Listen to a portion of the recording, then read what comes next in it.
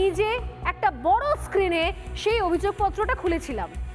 In fact গতকাল রাত থেকে যখন অভিযোগপত্র আমার কাছে আসে তখনই আমার মাথার মধ্যে বারবার ঘুরছে যে অভিযোগপত্রে নামের জায়গায় এত বড় বড় গ্যাপ দেওয়া আছে কেন, আর সেখানে শুধুমাত্র ইনিশিয়াল অর্থাৎ নামের আদ্যাক্ষর কেন ব্যবহার করা হয়েছে। এবং এরপর পড়তে আজ আমি যখন বড় স্ক্রিনে এসে ওই পুরো চিঠিটাকে খুললাম তখন দেখলাম ছত্রে ছত্রে অনেক জায়গাতে অনেক প্রশ্ন তোলার জায়গা রয়েছে।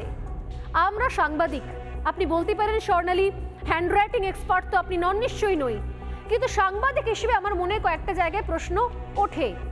হাতের লেখা দিয়ে যে লেখা বোঝা যায় সেই লেখার মাঝখানে হঠাৎ করে এতখানি একটা চওড়া গ্যাপ, আর তারপর তার ওপর একটা ওভাররাইট করা এম বা পি বা জে লেখা, তাহলে কি অন্য কেউ কিছু করেছে?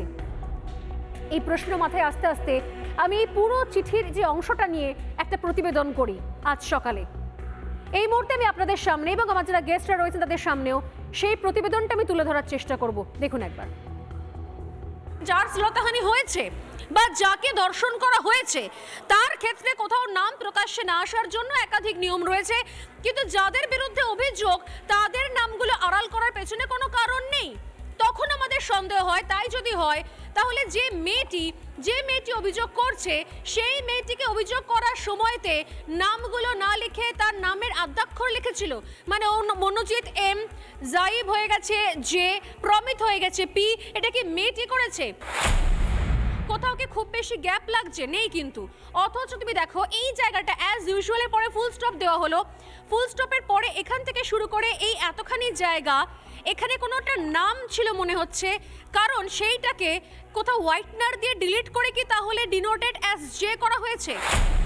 যদি মেয়েটি পি বলেই লিখবে তাহলে তো এখানে পি থাকবে, এবং পিটা তুমি দেখো ওভাররাইট করা, এটাও যেটা লেখা সেটাও ওভাররাইট করা। এবং এই পি দেখো মেয়েটি ওপরেই পি লিখেছে, দেখো হিজ পার্সোনাল লাইফ পি লেখা রয়েছে, দেখতে পাচ্ছ এখানে ওপরেই পি রয়েছে। এই পি আর এই পি দুটো আলাদা, যে কেউ বুঝতে পারবে দুটো পি একজনের লেখা নয়। এই যে হ্যান্ডরাইটিং গুলো জে পি এগুলো আলাদা হ্যান্ডরাইটিং। তাহলে কি পুলিশ এখানে মনোজিতের নাম লেখা ছিল, মনোজিতের নামটা হোয়াইটনার দিয়ে মুছে দিয়ে ওপরে জে নামটা লিখে দিয়েছে? জের কথাই লিখছে he is an ex student as well as an official of the college, মানে যে হচ্ছে একজন এক্স স্টুডেন্ট এবং এই কলেজেরও একজন অফিশিয়াল অর্থাৎ কলেজের একজন কোনো স্টাফ বা কলেজের হিসেবে কোনো কাজ করে। and unofficially he is the head of the TMCP unit of the college and holds much power in the college।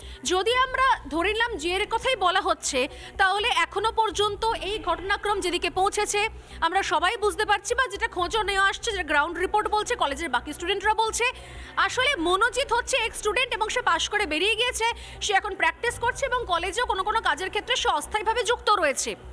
কিন্তু যে যার কথা বলা হচ্ছে অর্থাৎ জাইব আহমেদ যার কথা বলা হচ্ছে সেই ছেলেটি একটি 19 বছরের ছেলে, যে ওই কলেজে এখনো পড়ে, এখনো পড়ুয়া। তাহলে মেয়েটি অভিযোগপত্রে এক্স স্টুডেন্ট বলতে কার কথা বলতে চেয়েছে? জাইবের কথা নাকি মনোজিতের কথা?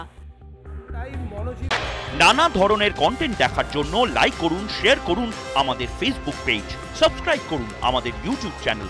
পাশাপাশি অন্যান্য ব্রেকিং নিউজের জন্য অবশ্যই চোখ রাখুন রিপাবলিক বাংলায়।